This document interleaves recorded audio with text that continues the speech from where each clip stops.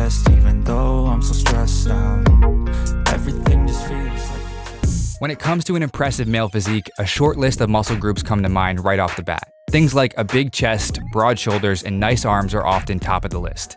And if you've watched any YouTube videos surveying women on which male body parts they find most attractive, shoulders and arms are usually the top two. With this being the case, many lifters get hyper-focused on those muscle groups and risk having underdeveloped legs at some point in their lifting journey. After all, unless you're a competitive bodybuilder, physique competitor, or someone who walks around with short shorts that show their quads and hamstrings, your leg muscles can stay hidden and forgotten for long periods. Monster viewers are intelligent, self-aware lifters who aspire to have well-rounded physiques. You having developed legs that match your overall body is a vital goal. So without further ado, here are 5 reasons your legs may not be growing and how to fix them so you can see new leg gains once again.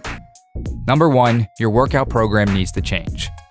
Most bodybuilders follow a training split that trains 1 or 2 muscle groups per workout each week. And while this style of training can work for many lifters, it can also lead to underdeveloped legs for several reasons. The first is that most of the training sessions are upper body focused. Here's an example of a 4-day split. Day 1, chest and tris. Day 2, back. Day 3, shoulders and biceps. Day 4, legs. This program looks great and will undoubtedly yield results, but if you divide the workouts into upper and lower instead of a body part split, it's 3 upper body days to 1 lower body day.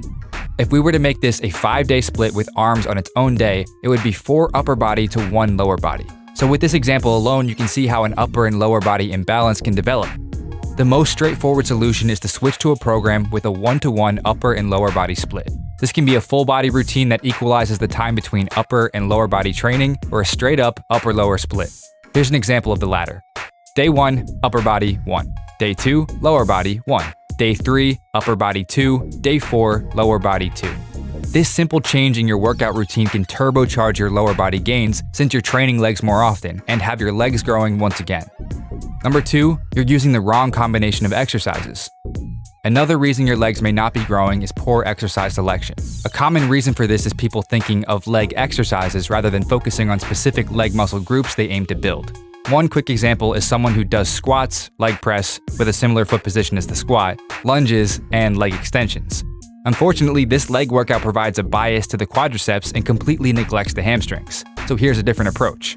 The process of choosing the right exercise is something we've talked about on this channel many times because it's so important. Ultimately, it comes down to understanding the following. 1, muscle anatomy, which means understanding the muscle. Number 2, muscle function, which is knowing what that muscle does. Number 3, choosing exercises that emulate the muscle's function and trains it to a full range of motion. Here's a brief overview of leg muscle anatomy and function that will give you a solid framework to choose exercises. The quads are responsible for knee extension when doing leg presses and leg extensions. The hamstrings cross both hips and knees, which means the hamstrings can be trained by bending at the hips and at the knees. Their primary function is knee flexion and hip extension. The calves are responsible for foot and ankle extension, trained in a straight leg. By selecting a leg exercise that checks each of those boxes, you'll have leg workouts that will provide well-rounded leg growth. Number 3, always chasing a new 1-rep max. The following reason your legs may not be growing is that you treat every leg workout like a 1-rep max testing session or a powerlifting meet. In other words, your goal is to hit a new personal best on the squats every time you train legs. Here's why chasing new PRs is counterproductive to building bigger legs once you're outside of your beginner phase. The first reason is that you treat your sets before the main set, you're conserving your energy rather than working sets. This can result in training hard on one set instead of pushing the pace on all 3, 4, or 5 sets.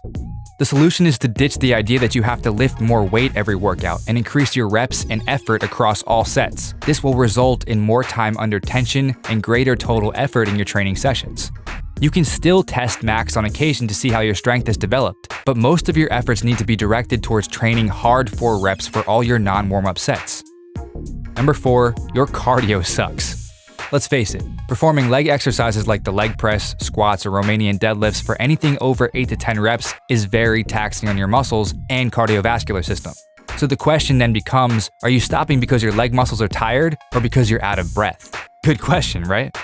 If you notice yourself struggling to catch your breath on your 3rd or 4th set of 12-rep leg press, it may be worth working on your cardio to make sure your cardio once or twice a week after your workout or on a rest day is an excellent way to improve your conditioning. As your fitness levels improve, you'll notice you aren't breathing as hard between reps and sets, and you can focus more of your energy on pushing your legs to the limit. Doing so will lead to better conditioning, better recovery, more reps, and ultimately more growth. Number 5, you're letting your genetics define you. Unfortunately, some lifters' calf muscles can be the most visible example of not so great leg genetics: a jacked upper body, decent quads and hamstrings, and hashtag team no calves below the knees. So while you can't change your genetics, you may want to make sure you're not leaning on genetics as an excuse. By simply increasing your training frequency, you can help maximize muscle growth and get the most out of what your body has to offer. For example, if your calves aren't growing as much as you'd like, consider adding a few in the same week. So if you're doing a push-pull legs program, for instance, add 4 sets of calf raises on a push or pull day in addition to the calf work you're doing on a leg day. These additional sets will lead to more gains over time. This same concept can apply to any muscle group you feel isn't growing as fast as it should. Not only will the muscle group be fresh on those separate days, but the total weekly sets will increase substantially. To summarize, let's recap the main points mentioned in this video. Number 1, selecting a proper training structure.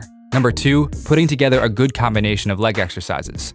Number 3, max out less often and make every set count. Number 4, improving your cardiovascular conditioning. Number 5, increasing training sets throughout the week. With these 5 methods, your legs will undoubtedly see new gains and have every reason to continue growing. Did you find this video helpful? If so, click the like button below as it'll genuinely help out the channel.